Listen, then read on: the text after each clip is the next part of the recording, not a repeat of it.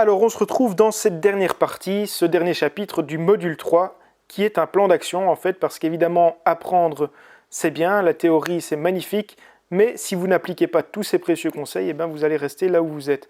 Alors qu'est-ce que je voudrais que vous fassiez, c'est que vous vous entraîniez dans un premier temps à repérer les tendances grâce à la théorie de Do. Je ne vais pas la passer en revue, mais je vous invite, si ce n'est pas encore clair, à repasser justement le chapitre numéro 1 de ce module 3 sur la théorie de Do. Donc il y avait les tendances primaires, secondaires et tertiaires, voilà, je vous mets sur la voie, mais allez revoir tout ça. Ensuite, eh bien, entraînez-vous à encadrer les phases de consolidation. Ces phases de consolidation, on parle encore une fois de la théorie de Do, c'est les phases d'accumulation et de distribution. Je vous invite à aller encore une fois revoir ce chapitre si ce n'est pas très clair, et arriver à encadrer justement ces phases de consolidation, ces ranges en fait, ça va vous permettre d'agir au moment où celles-ci sont cassées sur phase de breakout comme on appelle ça, mais on verra évidemment tout ça plus en détail dans le module stratégique. Ensuite, entraînez-vous à repérer les différentes configurations de chandeliers japonais et observez les réactions des cours face à ceux-ci. Revoyez ce chapitre, mais on a assez parlé, je pense, des marubozu haussiers, baissiers, des hammers, etc., que pour que ce soit clair en fait dans votre tête. Mais n'hésitez pas évidemment à revoir tout ça si ça ne l'est pas encore. Repassez les cours, utilisez la fonction replay de TradingView. Il faut vraiment que ça devienne instinctif. Dès que vous avez ce genre de figures japonaises qui apparaissent, typiquement un hammer, il faut que ça vous saute aux yeux. Il ne faut pas que vous ayez à réfléchir midi à 14h avant de passer à l'action, justement parce que c'est des signaux très forts.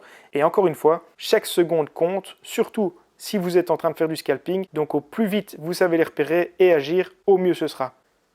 Vient ensuite le fait de savoir tracer vos supports et résistances. Oui, c'est la base de tout. Donc, bien que la théorie soit peut-être intégrée, tant que vous n'aurez pas tracé vous-même ces supports et résistances, ça va être très compliqué. Donc entraînez-vous encore une fois, utilisez la fonction replay. Les petites astuces que je vous ai données, voilà, changez l'épaisseur des traits, la couleur de ceux-ci. Admettons que vous ayez par exemple des supports plus long terme, n'hésitez pas à utiliser des traits plus épais, plus foncés, en couleur rouge par exemple, et à l'inverse, pour les supports et résistances qui sont plus court terme, vous pouvez faire ces traits peut-être avec de la transparence, dans des couleurs un petit peu moins vives. Voilà, c'est à vous de voir et d'être un petit peu imaginatif par rapport à ça. Entraînez-vous ensuite à repérer et tracer votre ligne magique. Tout comme les supports et résistances, évidemment, il va falloir vous entraîner à tracer cette ligne magique qui est en fait une ligne de tendance et pour rappel qui est votre centre de gravité de l'actif. Repérer et tracer les dernières lignes de tendance. On répète encore une fois la même chose, mais donc ces lignes de tendance sont plus court terme, c'est celles qui vont vous permettre d'agir au jour le jour.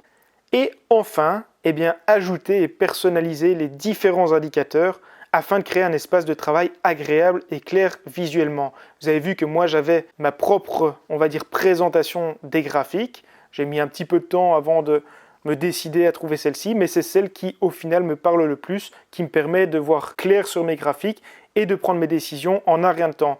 Après, c'est personnel, trouvez la vôtre, essayez différentes configurations et vous verrez que à force, vous allez peut-être être plus à l'aise pour repérer certains patterns justement avec différentes couleurs plutôt que celles qui sont de base proposées sur la plateforme TradingView ou d'autres plateformes d'ailleurs. Pensez-y, c'est très très très important d'avoir un environnement de travail agréable, surtout si vous y passez quelques heures, que vous êtes scalper et que vous devez avoir la tête à ça et les yeux sur le graphique pendant des heures et des heures. Donc voilà, c'est tout pour cette petite partie sur le plan d'action et vous verrez qu'il y a une petite surprise qui vous attend, un petit module bonus, ou plutôt une partie bonus, où on va voir quelques petits aspects intéressants pour justement encore plus appuyer vos entrées en position. Je vous dis à très très vite.